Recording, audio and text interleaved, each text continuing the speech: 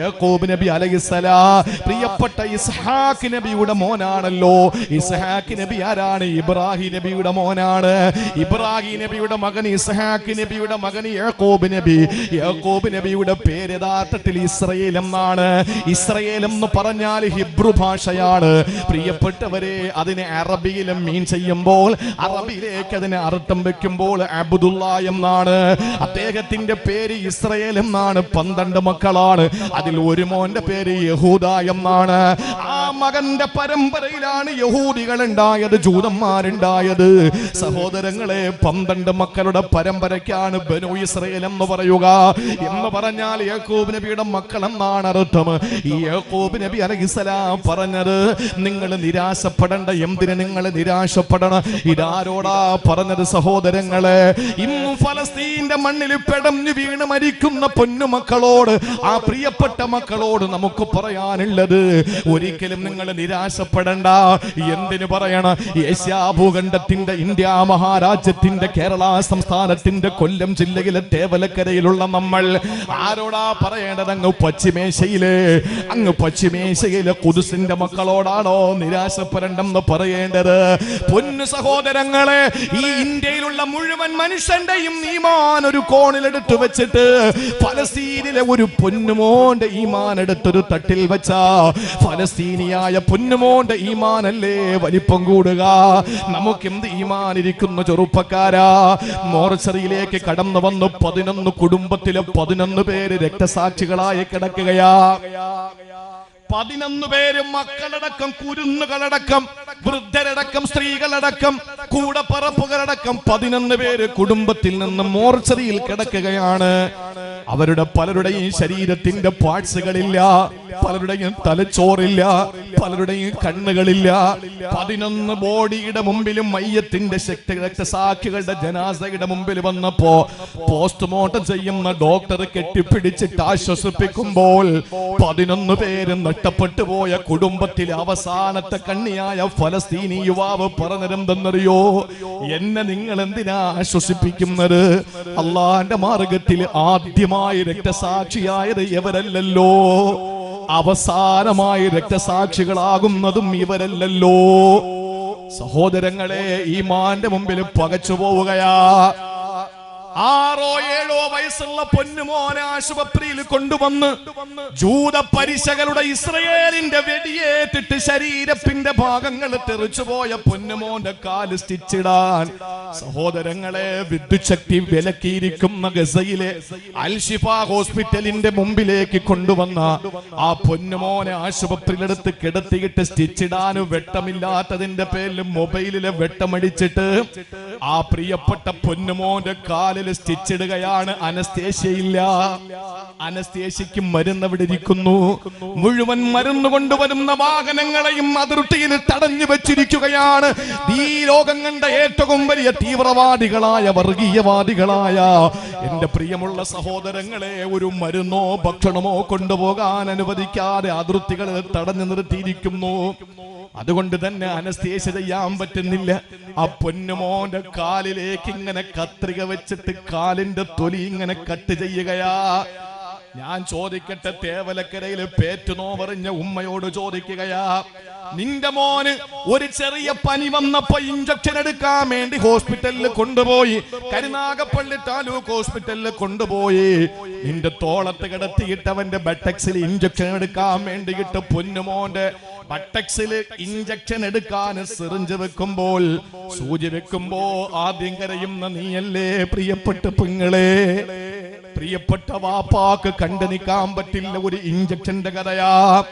പൊന്നുമോന്റെ തൊലി ഇങ്ങനെ കട്ട് ചെയ്തിട്ട് ആ പൊന്നുമോന്റെ മാംസങ്ങൾ ചേർത്ത് വെച്ചിട്ട് തുന്നിത്തയ്ക്കുമ്പോൾ അനസ്തേഷ്യയില്ലാത്ത പച്ച ശരീരത്തിലെ കീറുന്ന രംഗം കണ്ടിട്ട് ലോക മനസാക്ഷി മുഴുവനും പൊട്ടിക്കരഞ്ഞപ്പോഴും ബെഡിൽ കിടന്നുകൊണ്ട് 6 വയസ്സുകാരൻ ഓതുകയാണ്, വഖളാ റബ്ബുക അല്ലാ തഅ്ബുദൂ ഇല്ലാ ഇയ്യാ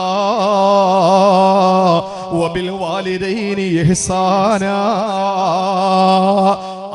അല്ലാഹുവിന്റെ പരിശുദ്ധ ഖുർആനിന്റെ ആയത്തോതിയിട്ട് ആ മകൻ ഇങ്ങനെ കിടക്കുകയാണ്. കരച്ചിലില്ല, നിലവിളിയില്ല.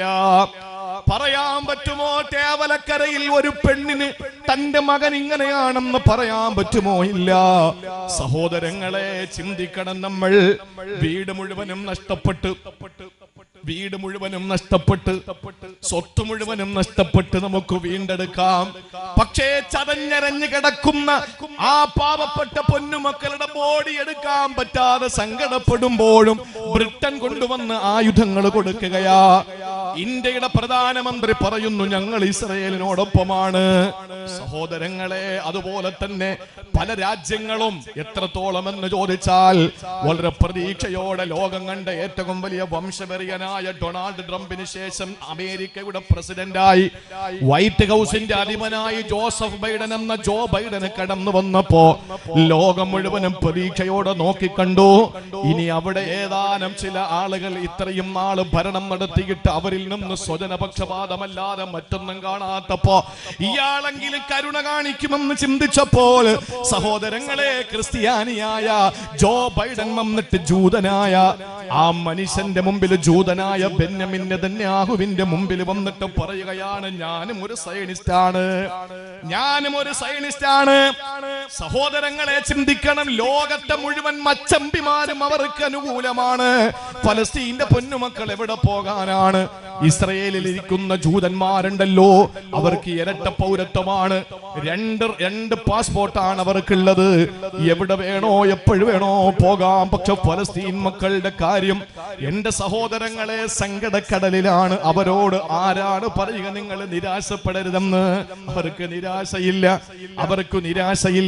16 വർഷം നീണ്ട കാത്തിരിപ്പിനൊടുവിൽ അല്ലാഹു മക്കളെ കൊടുക്കാത്ത ദമ്പതിമാര് 16 വർഷം കഴിഞ്ഞ് തന്റെ പള്ളയിൽ ഒരു ചെറിയ അനക്കം വന്നപ്പോ തനിക്ക് അല്ലാഹു ഒരു കുഞ്ഞിനെ തന്നെന്ന് മനസ്സിലാക്കിയപ്പോൾ, പ്രിയപ്പെട്ട സഹോദര, അടിവരയിട്ടുകൊണ്ട് ഞാൻ പറയുകയാണ്, 9 മാസം 10 ദിവസം കഴിഞ്ഞ് പ്രസവിച്ച പൊന്നുമോള്, ആ പ്രിയപ്പെട്ട ഭാര്യ നോക്കുമ്പോൾ 1 അല്ല 2 അല്ല 3 അല്ല 4 കൺമണികളെയല്ല കൊടുത്തത്. 16 വർഷക്കാലം മക്കളില്ലാതിരുന്നു. അവസാനം 4 കൺമണികളെ കൊടുത്തു. എത്ര സന്തോഷത്തോടെ 4 പൊന്നുമക്കളെ എടുത്ത് അമ്മിഞ്ഞ കൊടുത്തു. സ്തനപാനം നടത്തി. വാപ്പയ്ക്ക് സന്തോഷത്തിന് അതിരുകളില്ല. 4 മക്കളാണ് കുടുംബത്തിൽ കടന്നു വന്നത്. പക്ഷേ അതെത്ര നാള് നീണ്ടു നിന്നു സഹോദരാ? ബെന്യാമിൻ നെതന്യാഹുവിന്റെ ഇസ്രയേലിന്റെ ഇരുളിന്റെ സന്തതികൾ ആ 4 മക്കളെയും ബോംബിട്ട് കൊന്നില്ലേ?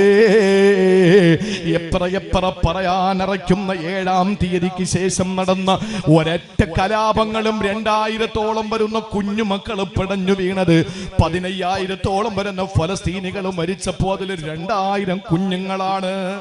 എന്ത് ചെയ്തിട്ടാ യാക്കൂബ് നബി അലൈഹിസ്സലാം തന്റെ മക്കളോട് പറഞ്ഞത്?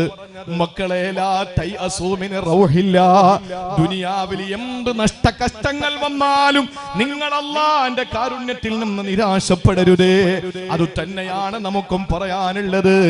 മക്കൾ മരണപ്പെട്ടു പോകാം, സമ്പത്ത് മുഴുവനും കൊള്ളയടിക്കപ്പെടാം, വീട് നശിച്ചു പോകാം. സഹോദര, ആ സമയത്ത് നമ്മുടെ മനസ്സിൽ വരേണ്ടത് അല്ലാഹ് സൃഷ്ടിച്ചത് തന്നെ ക്ലേശത്തിലാണ്. പക്ഷെ നീ നിരാശപ്പെടരുത്. കാരണം അല്ലാഹ് പറഞ്ഞു, ലാ തൈഅസൂ മിൻ റൗഹില്ലാ. അല്ലാഹുവിന്റെ കരുണയിൽ നിന്ന് നിരാശപ്പെടരുത്. കാരണം എന്തെന്നറിയോ? അല്ലാഹു തിരിച്ചു തരും. അല്ലാഹു യാക്കൂബ് നബി അലൈഹിസ്സലാമിന് അല്ലാഹു യൂസുഫ് എന്ന മോനെ തിരിച്ചു കൊടുത്തു. ബിന്യാമീൻ എന്ന മോനെ തിരിച്ചു കൊടുത്തു. അല്ലേ? എങ്ങനെ തിരിച്ചു കൊടുത്തത്? പൊട്ടക്കിണറ്റിൽ വിവസ്ത്രനായി വീണുപോയ ഒരു ചെറിയ ബാലനായിട്ടാണോ? അല്ല. ഈജിപ്ത് എന്ന് പറയുന്ന പ്രദേശത്തിന്റെ, ആ പ്രവിശ്യയുടെ, ആ രാജ്യത്തിന്റെ ഏറ്റവും വലിയ രാജാവായി അവരോധിക്കപ്പെട്ട യൂസുഫ് നബി അലൈഹിസ്സലാമിന്റെ ആ കൊട്ടാരത്തിന്റെ സിംഹാസനത്തിന്റെ മുമ്പിൽ ചെന്നിട്ട് യാക്കൂബ് നബി അലൈഹിസ്സലാം കണ്ണു തള്ളി നിൽക്ക. എന്റെ മോൻ യൂസുഫ് ആണോ ഈ നിൽക്കുന്നത്? എന്താ ഇതിന് കാരണം? നിരാശയില്ലായിരുന്നു. അത് നിരാശപ്പെടാതിരിക്കാൻ എന്താ ചെയ്യേണ്ടതെന്നറിയാം? ഒരു കാര്യം ഞാൻ പറഞ്ഞുതരാം. എന്തെങ്കിലും പരീക്ഷണം അള്ളാഹു തന്ന 10,000 പേരെടുത്ത് പറഞ്ഞു നടക്കും. അള്ളാഹ്ക്ക് അത് ഇഷ്ടമല്ല. അള്ളാഹ് പരീക്ഷണം മാറ്റൂല. പരീക്ഷണം അള്ളാഹ് മാറ്റി തരൂല. ആരോടും അത് പറയരുത്.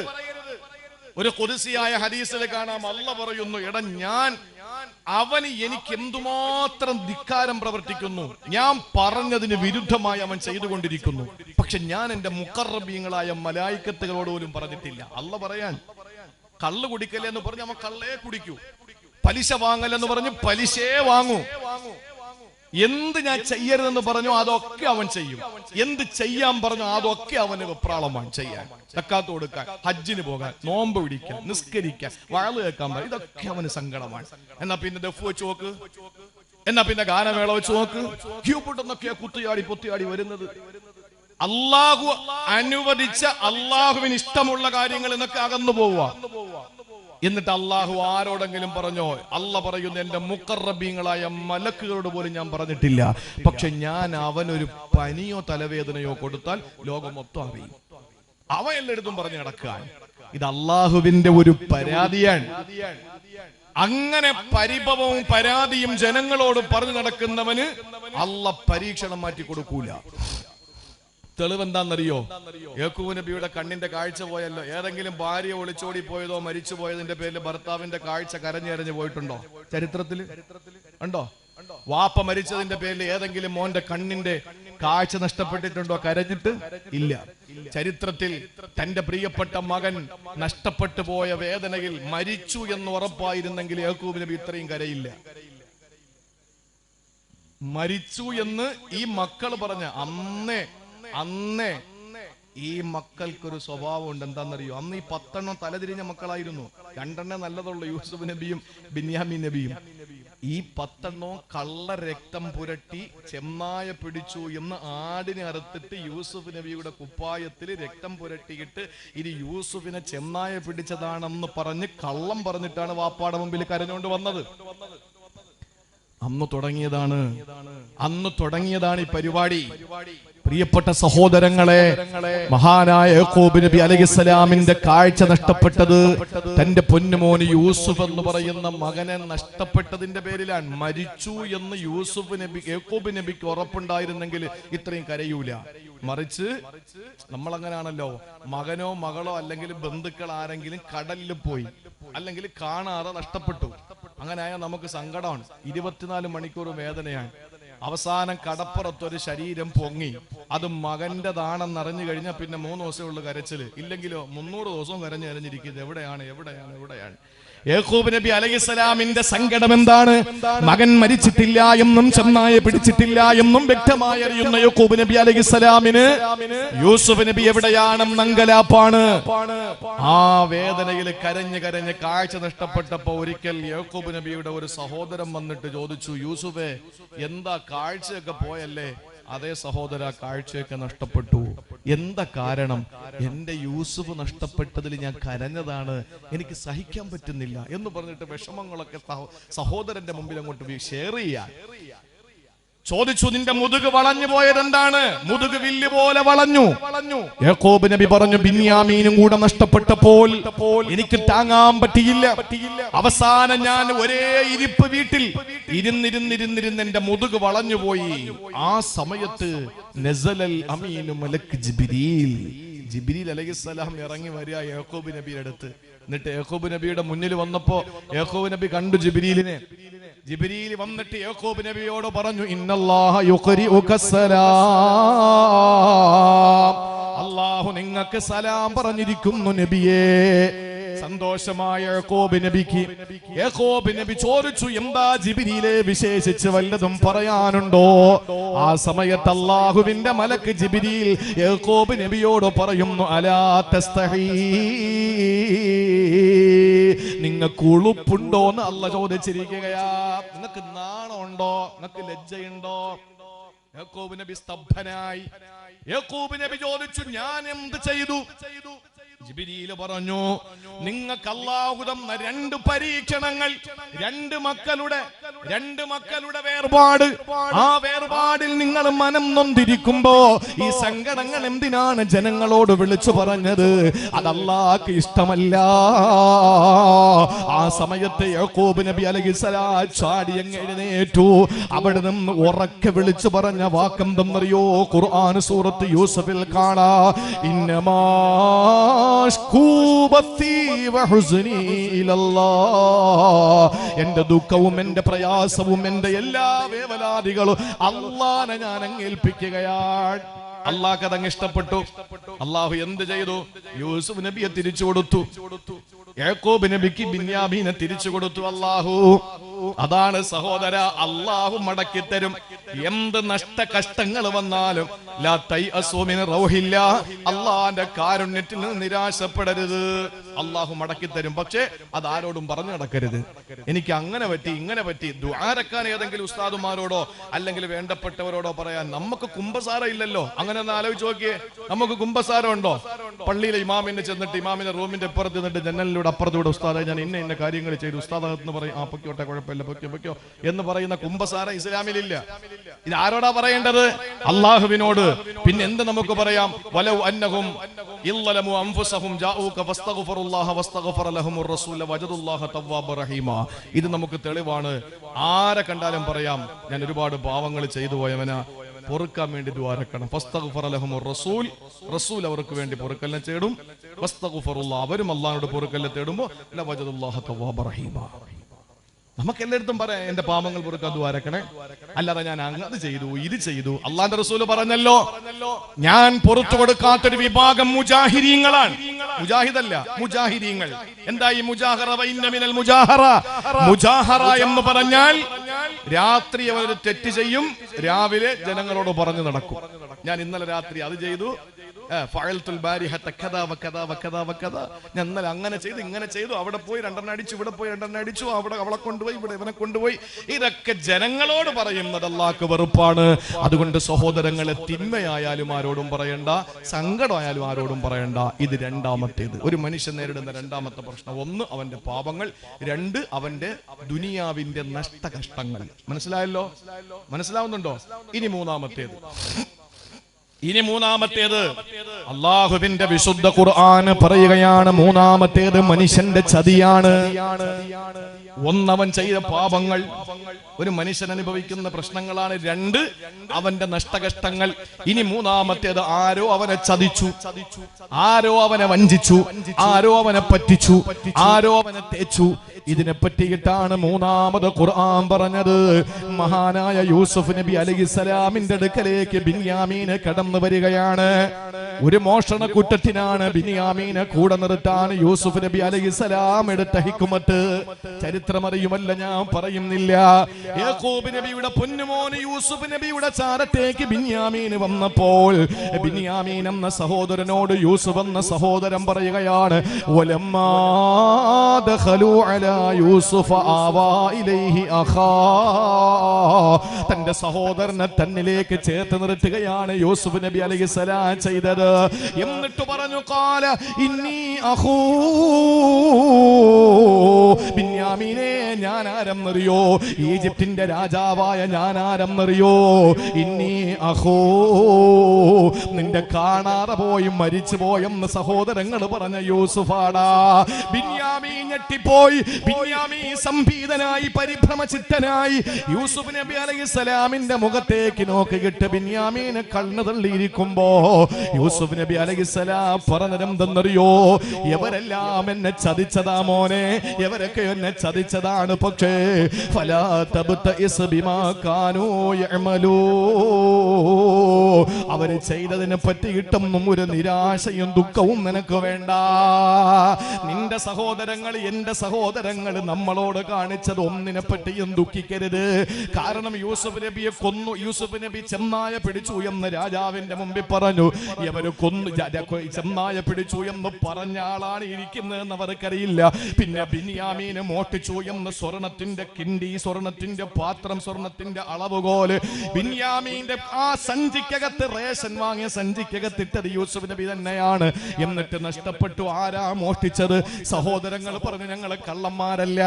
അവസാനം കണ്ടെത്തി ബിന്യാമീന്റെ സഞ്ചിയില്.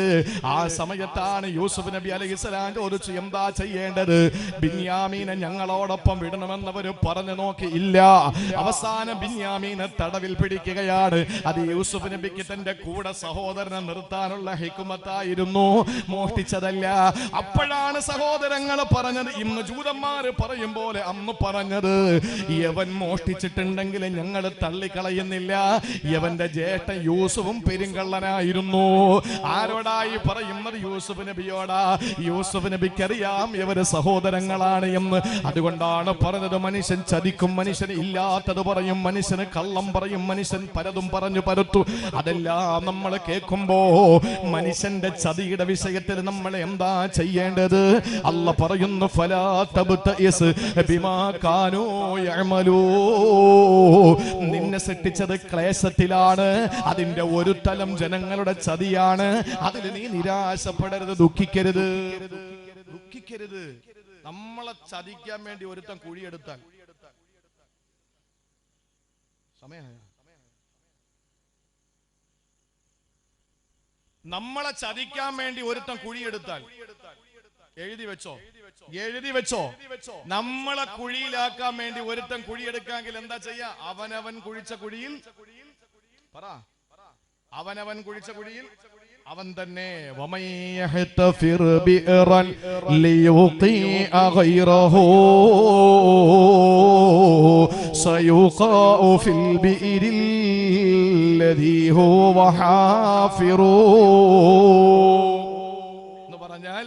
ഒരാളെ കുഴിയിലാക്കാൻ വേണ്ടി നമ്മൾ കുഴിയെടുത്താൽ നമ്മൾ തന്നെ ആ കുഴിയിൽ വീഴും, ഒരു സംശയവും ഇല്ല. താൻ കുഴിച്ച കുഴിയിൽ താൻ തന്നെ.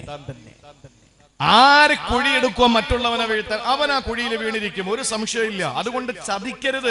ചതിക്കപ്പെട്ട ആളുകളോട് പറയാനുള്ളത്, വഞ്ചിക്കപ്പെട്ടവരോട് പറയാനുള്ളത്, ലാ തബ്തഇസ്, ദുഃഖിക്കരുത്. കാരണം എന്താ? അള്ളാഹു നിങ്ങൾക്ക് തരും. യൂസുഫ് നബിയുടെ മുമ്പിൽ വന്നിട്ട് 10 സഹോദരങ്ങളും പൊട്ടിക്കരഞ്ഞിട്ട് പറഞ്ഞു, മാപ്പാക്കണം, തെറ്റുപറ്റിപ്പോയി. യാക്കൂബ് നബിക്ക് ബോധ്യമായി, ബിന്യാമീന് ബോധ്യമായി, 10 സഹോദരങ്ങൾക്കും ബോധ്യമായി ചെയ്തു പോയത് തെറ്റാണെന്ന്. ആ ഒരു അവസ്ഥയിലേക്ക് അള്ളാഹു ഒരു മനുഷ്യനെ കൊണ്ടെത്തിക്കും. അതുകൊണ്ട് ആര് ചതിക്കാൻ നോക്കിയാലും പ്രിയപ്പെട്ട സഹോദരങ്ങളെ, കാലുവാരുന്ന കാലമാണ്. ആരെയും വിശ്വസിക്കാൻ, ഉടുത്തിരിക്കുന്ന തുണിയെ വിശ്വസിക്കാൻ പറ്റില്ല, അല്ലേ? അതുകൊണ്ട് അള്ളാന്റെ റസൂല് പറഞ്ഞത്, അഹബിബ് ഹബീബക ഹൗനമ്മ അസായകൂന ബഗീലക യൗമമ്മ അബഗലു ബഗീലക ഹൗനമ്മ അസായകൂന ഹബീബക യൗമമ്മ. എന്താ അർത്ഥം? നമ്മൾ ആരോടെങ്കിലും ഒന്ന് കൂടിയാലേ എല്ലാം അങ്ങോട്ട് തുറന്നടിച്ചു കൊടുക്കരുത്. നമ്മൾ ആരോടെങ്കിലും ഒന്ന് കൂടിക്കഴിഞ്ഞാൽ എല്ലാ രഹസ്യങ്ങളും അങ്ങ് പൊട്ടിച്ചു കൊടുക്കരുത്. കാരണം അസായകൂന ബഗീലക യൗമമ്മ, യവൻ നാളൊരു സമയത്ത് നമ്മുടെ ശത്രുവാകും. ഇനി ആരെയോടെങ്കിലും നമുക്ക് ദേഷ്യം ഉണ്ടെങ്കിലോ അവനെ അങ്ങേ അറ്റം കുറ്റം പറയരുത്. കാരണം യവൻ നാളൊരു സമയത്ത് നിന്റെ കൂട്ടുകാരനായി വരേണ്ടവനാണ്. അതുകൊണ്ട് സഹോദരങ്ങളെ, ചതിയുടെ പേരിൽ സങ്കടപ്പെട്ട് ക്ലേശത്തിലകപ്പെട്ടിരിക്കുമ്പോൾ അല്ലാഹു പറയുകയാണ്, ഫലാ തബ്തഇസ് ബിമാ കാനൂ യഅമലൂൻ. ഒരിക്കൽ പോലും അല്ലാഹു പറയുകയാണ്, അവർ ചെയ്യുന്ന പ്രവൃത്തിയുടെ പേരിൽ നിങ്ങൾ ദുഃഖിക്കാൻ പാടില്ല, ഒരിക്കലും പ്രയാസപ്പെടാൻ പാടില്ല. ഇത് അല്ലാഹുവിന്റെ വിശുദ്ധമായ ഖുർആനിന്റെ പ്രഖ്യാപനമാണ്. സഹോദരങ്ങളെ, നാലാമതൊരു മനുഷ്യൻ നേരിടുന്ന ക്ലേശമേതെന്നറിയോ? മറന്നുപോകല്ലേ, ഒന്ന് പാപമാണ്, മറ്റൊന്ന് ജീവിതത്തിന്റെ നഷ്ടകഷ്ടങ്ങളാണ്, മൂന്നാമത്തേത് മറ്റുള്ളവരുടെ ചീറ്റിംഗ് ആണ്, ചതിയാണ്. ഇനി നാലാമത് നമ്മൾ നേരിടുന്ന പ്രശ്നമേതെന്നറിയോ? സഹോദരങ്ങളെ, നമ്മൾ നേരിടുന്ന ഏറ്റവും വലിയ പ്രശ്നം അത് ഭരണാധികാരികളുടെ ഭീകരതയാണ്. അധികാരികൾ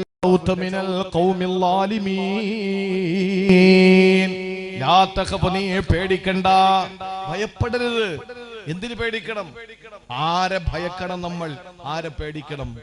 സഹോദരങ്ങളെ, ഒരു സത്യവിശ്വാസി സംബന്ധിച്ചിടത്തോളം അവനെ അള്ളാഹു സൃഷ്ടിച്ചത് തന്നെ ക്ലേശത്തിലാണ്. അതിന്റെ നാലാമത്തെ തലം ഭരണാധികാരികളിൽ നിന്നുണ്ടാകുന്ന ക്ലേശമാണ്. അതിൽ നമ്മൾ എന്തിനു പേടിക്കണം? നമ്മൾ എന്തിനു ഭയപ്പെടണം? നിങ്ങൾ നോക്ക്, ശുഐബ് നബിയുടെ മുമ്പിൽ അകപ്പെടുകയാ മൂസാ നബി അലൈഹിസ്സലാം. ആരാ കൊണ്ടെത്തിച്ചത്? അള്ളാഹു. തന്റെ കൗമിൽപ്പെട്ട ഒരാളും അതേപോലെ ഫിർഔനിന്റെ കൂട്ടത്തിൽപ്പെട്ട ഒരാളും തമ്മിൽ ഒരു വാക്കേറ്റം നടക്കുമ്പോ ആ വാക്കേറ്റത്തിലും മധ്യസ്ഥനായി വരേണ്ട മൂസാ നബി അലൈഹിസ്സലാം ആ മനുഷ്യനെ പിടിച്ചങ്ങോട്ട് മാറ്റുമ്പോഴാണ് അയാൾ വീണിട്ട് ശക്തനായ മൂസാ നബിയുടെ ആ ശക്തമായ പ്രതിരോധത്തിന്റെ പേരിൽ അയാൾ വീണു മരിച്ചു. ഇയാൾ വീണു മരിക്കുമ്പോ ന്യായമായിട്ടും ആ രഹസ്യം ആരാണ് കൊന്നത് എന്ന് ഭരണാധികാരി അറിഞ്ഞിട്ടില്ല, ഫിർഔൻ അറിഞ്ഞിട്ടില്ല. അങ്ങനെ ഇരിക്കുമ്പോഴാണ് വീണ്ടും ഈ വഴക്കാളിയായ തന്റെ കൗമിപ്പെട്ടവൻ വേറൊരുത്തനോടൊപ്പം ഉടക്കുണ്ടാക്കുന്നു. യവനാണ് കഴിഞ്ഞ പ്രാവശ്യം മറ്റേയാളോടൊപ്പം ഉടക്കുണ്ടാക്കിയത്. ഇയാള് വീണ്ടും പോയി തലയിട്ട് പ്രശ്നം ഉണ്ടാക്കി. മൂസാ നബി അലൈഹിസ്സലാം വന്നിട്ട് ഇവനോട്, സ്വന്തം കൗമിപ്പെട്ടവനോട് പറഞ്ഞു, നിനക്ക് ഇത് തന്നെയാടാ പണി എന്ന് ചോദിച്ചിട്ട് അവന്റെ നേരെ അങ്ങോട്ട് ചെന്നപ്പോ അവൻ കരുതി നേരത്തെ മരിച്ചുപോയ ആളിനെ പോലെ താനും കൊല്ലപ്പെടുമെന്ന് കരുതിക്കൊണ്ട് ഇയാൾ മൂസാ നബിയോട് പറഞ്ഞു, അന്ന് കൊന്നതുപോലെ എന്നെ കൊന്നുകളയല്ലേ എന്ന് പറഞ്ഞു. ഇതാര് കേട്ടു? ശത്രുവായ മനുഷ്യൻ കേട്ടിട്ട് രാജാവിനോട് വിവരം പറയാൻ, നമ്മുടെ കൗമിൽപ്പെട്ട ജനതയിൽപ്പെട്ട അയാളെ കൊന്നുകളഞ്ഞത് ഈ മൂസയാണ് എന്ന വിവരം അറിഞ്ഞപ്പോൾ ഭരണകൂടത്തിൽ നിന്ന് ശക്തമായ എതിർപ്പുണ്ടായി. ആ ഭരണകൂടം തന്നെ തുറുങ്കിലടയ്ക്കുമെന്ന് കണ്ടപ്പോ ദയായിക്ക് രാമാനം നാടുവിടുകയാണ്. നാടുവിട്ട് നേരെ അള്ളാന്റെ കൽപ്പനയാണ്, ഇതൊക്കെ ഒരു സബബാണ്. നേരെ വന്നു മദിയന ജലാശയത്തിന്റെ അടുത്തെത്തുമ്പോൾ കുറെ സ്ത്രീകൾ വെള്ളം കോരാതെ മാറി നിൽക്കുകയാ. അവിടത്തെ ചെറുപ്പക്കാര് വെള്ളം കോരിക്കൊണ്ട് നിൽക്കുന്ന കാഴ്ച കാണുകയാണ്. ആ സമയത്ത് മഹാനായ മൂസാ നബി അലൈഹിസ്സലാം ആ സ്ത്രീകളോട് ചെന്നിട്ട് ചോദിക്കുകയാണ്, എന്തേ വെള്ളം കോരുന്നില്ലേ? അവര് പറഞ്ഞു, ഞങ്ങളുടെ പിതാവ് വളരെ ക്ഷീണിതനാണ്, വൃദ്ധനാണ്, വീട്ടില് വേറെ ആണുങ്ങളാരുമില്ല, ഞങ്ങൾ വെള്ളം കോരാമെന്നതാ, അതുകൊണ്ട് തന്നെ ഞങ്ങൾക്ക് വെള്ളം കോരാൻ അങ്ങോട്ട് അടുക്കാൻ പോലും പറ്റുന്നില്ല. ചെറുപ്പക്കാര് വെള്ളം കോരുകയാ, ഒട്ടകങ്ങളെ വെള്ളം കൊടുപ്പിക്കുകയാ, ആട്ടിൻപറ്റങ്ങൾക്ക് വെള്ളം കൊടുക്കുകയാ. ആ സമയത്ത് മൂസാ നബി അലൈഹിസ്സലാം അവരിൽ നിന്ന് പാത്രം വാങ്ങുകയാണ്, കുടം വാങ്ങുകയാണ്. എന്നിട്ട് ജലാശയത്തിന്റെ അടുക്കൽ ചെന്നപ്പോൾ ചെറുപ്പക്കാര് തിങ്ങിക്കൂടി നിൽക്കുമ്പോ ഒരു വലിയ പാറ, ആ പാറ മൂസാ നബി എടുത്തങ്ങ് മാറ്റിയിട്ട് അതിൽ നിന്ന് വെള്ളം കോരുകയാ. ആ ശേഖരിച്ച വെള്ളം കൊണ്ടുവന്ന് മൂസാ നബി അലൈഹിസ്സലാം പെൺകുട്ടികളുടെ കയ്യിൽ കൊടുക്കുമ്പോ അവര് സന്തോഷത്തോടെ തിരിച്ചു വീട്ടിലേക്ക് പോയി. വാപ്പ ചോദിച്ചു, മക്കളെ പെട്ടെന്ന് എന്താ തിരിച്ചു വന്നത്? വാപ്പ, ഇന്ന് ഞങ്ങളെ സഹായിക്കാൻ ഒരു ചെറുപ്പക്കാരൻ വന്നു. വാപ്പ കട്ടിലിൽ കിടന്നുകൊണ്ട് പറഞ്ഞു, പൊന്നുമക്കളെ, അവൻ ഈ നാട്ടുകാരനാവൂല, കാരണം ഈ നാട്ടുകാരങ്ങനെ നന്ദി കാണിക്കുന്നവരല്ലല്ലോ. അതുകൊണ്ട് പൊന്നുമക്കളെ, ആ ചെറുപ്പക്കാരൻ വിദേശിയാകാൻ സാധ്യതയുണ്ട്, കൂലി കൊടുക്കോ? ഇല്ല, കൂലി കൊടുത്തിട്ടില്ല, എന്നാൽ വിളിച്ചു കൊണ്ടുവാ, ഞാൻ അവർക്ക് കൂലി കൊടുക്കട്ടെ. മൂസാ നബി അലൈഹിസ്സലാം വൃക്ഷത്തിന്റെ ചുവട്ടിൽ ഇങ്ങനെ ഇരുന്നിട്ട് ഓതുകയാണ്, റബ്ബി ഇന്നി ലിമാ അൻസൽത ഇലയ്യ മിൻ ഖൈരിൻ ഫഖീർ. അല്ലാഹുവേ, നീ എന്ത് അനുഗ്രഹം തന്നാലും ഞാൻ അതിലേക്ക് ആവശ്യക്കാരനാ. ഇത് പറഞ്ഞു തീരുമ്പോൾ ആ പിതാവിന്റെ രണ്ട് പെൺമക്കളും ഓടിയെത്തുകയാ. ആ മക്കള് വന്നിട്ട് പറഞ്ഞു, ആ വന്നതിൽ ആ സ്ത്രീ പറഞ്ഞു, അല്ലയോ ചെറുപ്പക്കാരാ, എന്റെ വാപ്പ നിങ്ങളെ ക്ഷണിക്കുകയാണ് കൂലി തരാൻ വേണ്ടിയിട്ട്. ആ സന്ദർഭത്തിൽ മൂസാ നബി അലൈഹിസ്സലാം എഴുന്നേറ്റു. എന്നിട്ട് ആ പെൺകുട്ടിയോടൊപ്പം വീട്ടിലേക്ക് പോകുമ്പോൾ, സഹോദരങ്ങളെ, ഈ ഈറ്റപ്പന നാരുകൊണ്ട് നിർമ്മിക്കപ്പെട്ട കട്ടിലിലെ അവശനായ ഒരു ഉപ്പ കിടക്കുകയാ. ആ ഉപ്പയോട് ചെന്നിട്ട്, എവിടെന്ന് വരുന്നു മോനെ? ആ സമയത്ത് അള്ളാന്റെ പ്രവാചകനായ കലീമുല്ലാഹി മൂസാ നബിക്ക് അന്ന് റിസാലത്ത് കിട്ടിയിട്ടില്ല. മൂസാ നബി കാര്യങ്ങളെല്ലാം വിവരിച്ചപ്പോൾ ആ പ്രിയപ്പെട്ട ഉപ്പ പറഞ്ഞ വാക്കാണ്, ഖാലലാ തഖാഫ് നജൗത മിനൽ ഖൗമിൽ ളാലിമീൻ. ഖാലലാ തഖഫ് നജൗത മിനൽ ഖൗമിൽ ളാലിമീൻ. ഒരിക്കലും ഭയപ്പെടരുത്, അല്ലാഹു അക്രമികളിൽ നിന്ന് അങ്ങേ രക്ഷിച്ചിരിക്കുകയാ. മൂസാ നബി ചോദിച്ചു, നിങ്ങൾ ആരാ? ആ പനനാര് കൊണ്ട് നിർമ്മിക്കപ്പെട്ട, ഈത്തപ്പന നാര് കൊണ്ട് നിർമ്മിക്കപ്പെട്ട ആ കട്ടിലിൽ കിടക്കുന്ന വൃദ്ധൻ പറഞ്ഞു, ഞാനാണ് ശുഐബ് നബി അലൈഹിസ്സലാം. മൂസാ നബിക്ക് സന്തോഷമായി. മൂസാ നബി അലൈഹിസ്സലാം ആ പ്രിയപ്പെട്ട മകളെ കല്യാണം കഴിപ്പിച്ചു കൊടുക്കാൻ തീരുമാനിച്ചു. ഇതിനിടയിൽ കുറെ കഥകൾ വേറെ ഉണ്ട്. കൂലി കൊടുക്കുന്ന രംഗവും ആ കൂലി കൊടുക്കാൻ വേണ്ടിയിട്ട് എന്താ കൂലി? അതെന്റെ മോളെ കെട്ടലാണെന്നൊക്കെ പറയുന്ന രംഗം. ആ സമയത്ത് മകള് പറഞ്ഞു, വാപ്പ നിങ്ങൾ കൂലി കൊടുക്കാൻ വേണ്ടി തെരഞ്ഞെടുത്ത ചെറുപ്പക്കാരൻ നല്ല വിശ്വസ്തനും നല്ല സത്യസന്ധനുമാണ്, നല്ല വിശ്വസ്തനും ശക്തനുമാണ്. ഇന്ന ഖൈറ മൻ ഇസ്തഅജർതൽ ഖവിയുൽ അമീൻ. അല്ലാഹുവിന്റെ ഖുർആൻ പറയാ, തെരഞ്ഞെടുത്ത ചെറുപ്പക്കാരൻ ശക്തനും വിശ്വസ്തനുമാണ്. ശുഐബ് നബി അലൈഹിസ്സലാം ചോദിച്ചു മോളോട്, നിനക്കെങ്ങനെ അറിയാം ഇയാള് വിശ്വസ്തനും ശക്തനുമാണെന്ന്? ശക്തനാണെന്ന് പറയാൻ കാരണം വാപ്പ 10 പേര് പിടിച്ചാ പൊങ്ങാത്ത പാറ ഈ മനുഷ്യ ഒറ്റയ്ക്കെടുത്ത് മാറ്റിയിട്ട് അതിൽ നിന്നാ വെള്ളം കോരി തന്നത്. മനസ്സിലായി ഇയാൾ നല്ല ശക്തിയുള്ളവനാ. എന്നാൽ ഈ മനുഷ്യൻ വിശ്വസ്തനാണെന്ന് എങ്ങനെ ബോധ്യപ്പെട്ടു? ആ മോള് പറഞ്ഞു, വാപ്പ ഞാൻ ചെന്നിട്ട് ഈ മനുഷ്യനെ വിളിച്ചു, വാപ്പ വിളിക്കാന്ന് പറഞ്ഞു. കൂടെ വന്നു. കുറെ ദൂരം കഴിഞ്ഞപ്പോ ഞാൻ മുന്നിലും ഇയാൾ പിന്നിലുമായിരുന്നു. കുറെ കഴിഞ്ഞപ്പോ എന്നോട് പറഞ്ഞു, പെണ്ണെ നീ എന്റെ പിന്നിലു വാ, നീ നടക്കുമ്പോ നിന്റെ പുറകുവശം എന്റെ കണ്ണിൽ പെടുകയാ, അതുകൊണ്ട് അത് തെറ്റാ, നീ പിറകിൽ വാ, ഞാൻ മുമ്പേ നടക്കാം. പെണ്ണ് ചോദിച്ചു, നിങ്ങൾക്ക് വഴിയറിയില്ലല്ലോ? അപ്പൊ മൂസാ നബി പറഞ്ഞു, അത്രേ ഞാൻ വഴി തെറ്റുകയാണെങ്കിൽ നീ ഒരു കല്ലെടുത്ത് എന്റെ ദേഹത്തെറിയണം, അപ്പൊ എനിക്ക് മനസ്സിലാവും വഴി തെറ്റി, അടുത്ത വഴി ഞാൻ തെരഞ്ഞെടുത്ത് നടക്കാം.